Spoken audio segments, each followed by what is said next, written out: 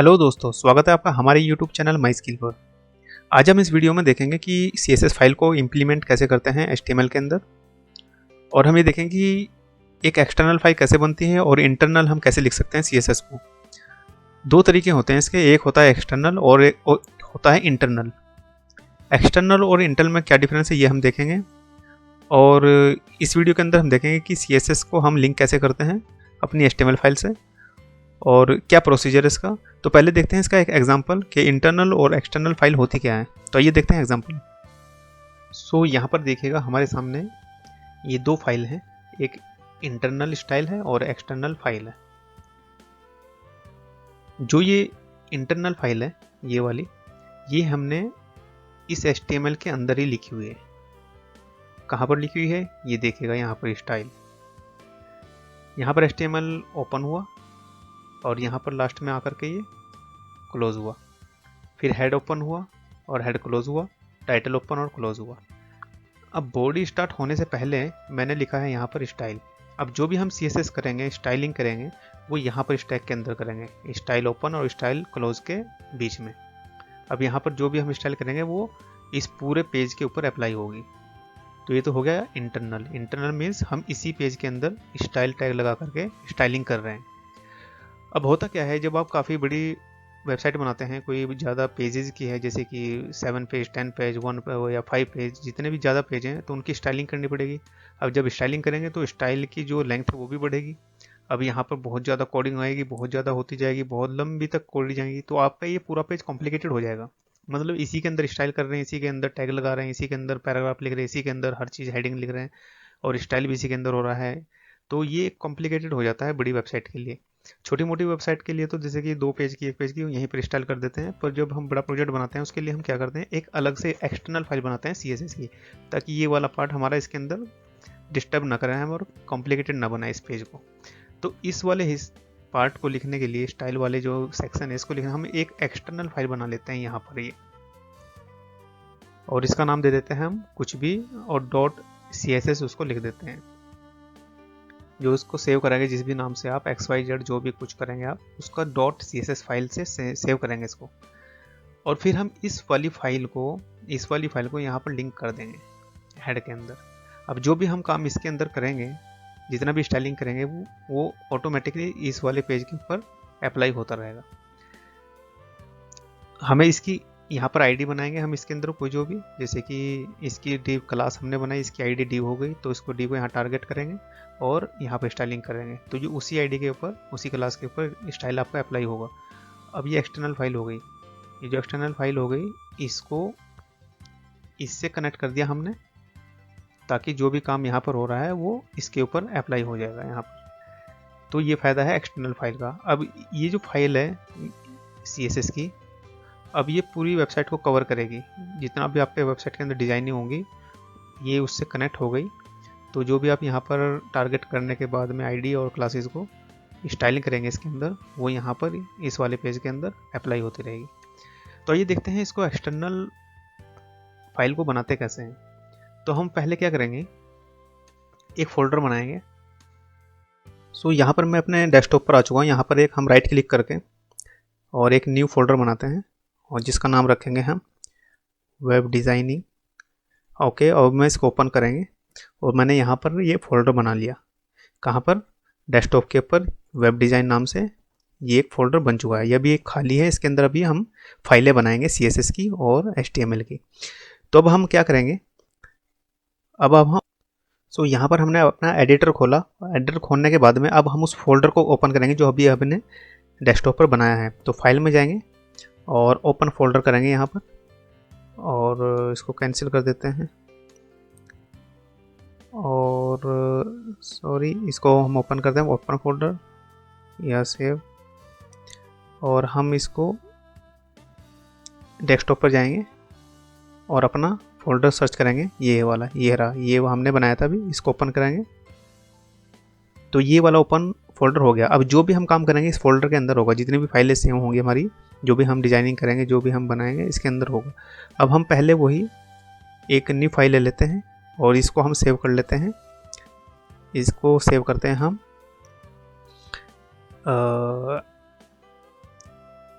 xyz.html, sorry xyz.html मैंने save किया इसको, तो ये फाइल सेव हो गई। अब हम इसके अंदर कोई टेक्स्ट लिख लेते हैं, जैसे कि मैंने ये सब कुछ लिखा। सो अभी हमने ये अपना यहाँ पर एक स्ट्रक्चर बना लिया है सिंपल सा, HTML हेड, टाइटल, बॉडी, और ये हेड HTML यहाँ पर क्लोज हो गया। अब यहाँ पर हम कुछ एक थोड़ा सा कोई डी वगैरह या कुछ हेडिंग वगैरह ले लेते हैं। तो यहाँ पर हम बॉडी में गए, यहाँ पर हमने लिखा H1 welcome to learn CSS, control S से सेव किया मैंने और ब्राउज़र में गए। तो यहाँ पर अभी हमें ये हेडिंग आ गई हमारी, ठीक है। ये देखो हेडिंग यहाँ पर आ चुकी है। अभी हम एक कुछ और ले लेते हैं, पैराग्राफ ले लेते हैं। Please subscribe our channel and like share, और मैं इसको एक दो बार कॉपी पेस्ट कर देता हूँ, कंट्रोल C और V। तो ये एक पैराग्राफ बन गया। ब्राउज़र में गए, ये देखिएगा यहाँ पर ये एक हेडिंग हो गई और ये पैराग्राफ हो गया। अब हमको क्या करना है, हमको इस जो ये हेडिंग है इसका कलर चेंज करना है, या फिर हम इसको सेंटर में लाना है यहाँ पर। उसके लिए हम क्या करेंगे, अब हम CSS अप्लाई करेंगे इसके ऊपर। इसका डिज़ाइन, इसका स्टाइल और इसका जो कलर है वो चेंज करेंगे उससे। तो पहले मैं आपको बताता हूँ कि हम इंटरनल कैसे लिखते हैं।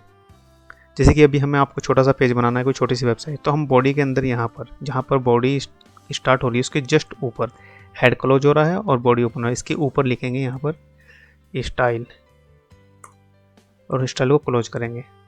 अब देखो, अब हमको टारगेट किसको करना है, किसके ऊपर करना है। अगर मैं यहाँ पर कुछ भी अभी लिख दूँ, जैसे कि मैंने लिख दिया यहाँ पर कलर रेड, और मैं इसको कंट्रोल से सेव किया। अभी देखो कुछ नहीं होगा। ये देखो मैंने रिफ्रेश किया, कुछ नहीं हो रहा है। क्यों नहीं हो रहा है?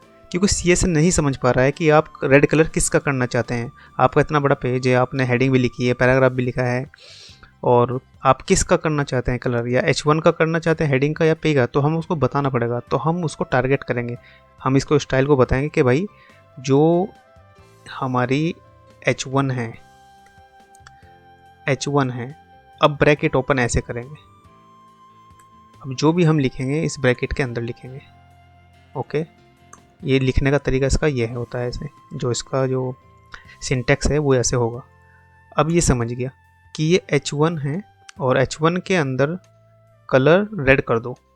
कंट्रोल से सेव किया मैंने, ब्राउज़र में गए, ये देखिएगा यहाँ पर इसका कलर चेंज हो चुका है।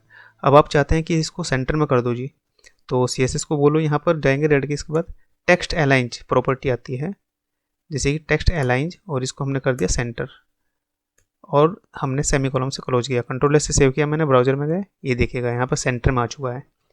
तो ये तो हो गया हमारा इंटरनल। जैसे कि मैं यही इसी पेज के अंदर, इसी सभी पेज के अंदर ये मैंने स्टाइल भी यहाँ टैग लगा दिया। अब ये, अब अगर हमें बहुत ज़्यादा पेजों की स्टाइलिंग करनी है, यहाँ पर कंप्लीट है, अभी यहाँ पर ये बहुत लंबी ऐसी होती चली जाएगी यहाँ तक आखिर तक, तो हम नहीं चाहते कि स्टाइल इसी के अंदर हो, तो हम इसकी फ़ाइल अलग बनाते हैं। तो मैं इसको यहाँ से हटा देता हूँ। अब हम एक अलग से फाइल बनाएंगे, एक न्यू फाइल लेंगे और इसको सेव करते हैं उसी फोल्डर के अंदर, और इसको दे देते हैं xyz.css।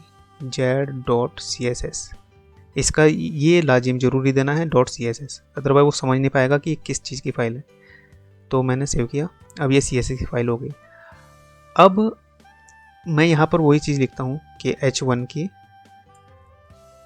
जो कलर है वो आप रेड कर दो, और सेमीकोलन से, और जो इसका टेक्स्ट अलाइंज है, ये जो प्रॉपर्टी टेक्स्ट अलाइंज में होता है कि टेक्स्ट को राइट लेफ्ट सेंटर करने के लिए टेक्स्ट अलाइंज, तो उसको मैंने बोला सेंटर कर दो। कंट्रोल से सेव किया। अब ये कुछ नहीं होगा, ये देखो कुछ नहीं हुआ। क्यों नहीं हुआ? क्योंकि हमने तो अभी इसको लिंक ही नहीं किया, ये तो अलग फाइल है, अभी तो यहाँ HTML का कोई रिलेशन है ही नहीं। तो इसको लिंक करने के लिए हम क्या करेंगे, हेड के अंदर आएंगे, जहाँ से हेड ओपन हो रहा है उसके अंदर यहाँ पर लिखेंगे लिंक लिखेंगे, और उसके बाद relation, REL relation style sheet, क्योंकि ये स्टाइल शीट है, यहाँ पर ये स्टाइल शीट लिखेंगे। और टाइप टेक्स्ट CSS। इसका जो टाइप है फाइल का वो है टेक्स्ट है, CSS लिखा हुआ है। और इसका जो टारगेट है कहाँ है, ये href, इसका जो हमें टारगेट कहाँ है, ये रहा। जैसे आप इसी फोल्डर के अंदर ये फाइंड कर लिया इसने कि ये वाली फाइल है xyz.css, ये वाली हमने इसको टारगेट कर लिया। लिंक लिखा, रिलेशन स्टाइल शीट, टाइप क्या है उसका टेक्स्ट CSS, href लिखेंगे। उसके बाद जैसे आप इक्वल और ब्रैकेट ओपन करेंगे तो वो टारगेट को फाइंड करेगा वहाँ पर। अगर सेम फोल्डर में आपने ये फाइल बनाई हुई है तो उसको ऑटोमेटिक फाइंड कर लेगा। xyz.css उसने फाइंड किया और आपने इसको यहाँ पर ओके कर दिया और इसको हमने सेव कर दिया। अब देखो मैंने लिंक कर दिया, अब हमारा उसका हेडिंग का जो स्टाइल है वो चेंज हो गया होगा, ये देखिएगा।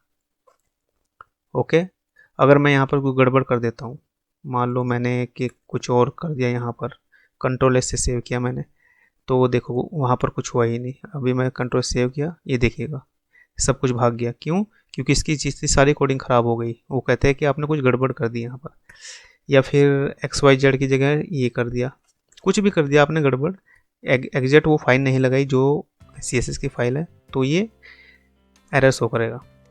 तो अब ये हमारे सही से लिंक हो गई। हमने एक फाइल बनाई यहाँ पर ये xyz.css से, और हमने HTML के अंदर link, relation style sheet, type text और href उस फाइल का यहाँ नाम दे दिया। अब ये लिंक हो गई, दोनों आपस में एक दूसरे कनेक्टेड हो गई। अब मान लो पैराग्राफ की स्टाइलिंग करनी है, ये जो पैराग्राफ है P, अब इसको बताना पड़ेगा कि भाई जो P है उसकी स्टाइलिंग कर दो, उसका कलर कर दो आप येलो, और फ़ॉन्ट का जो साइज है,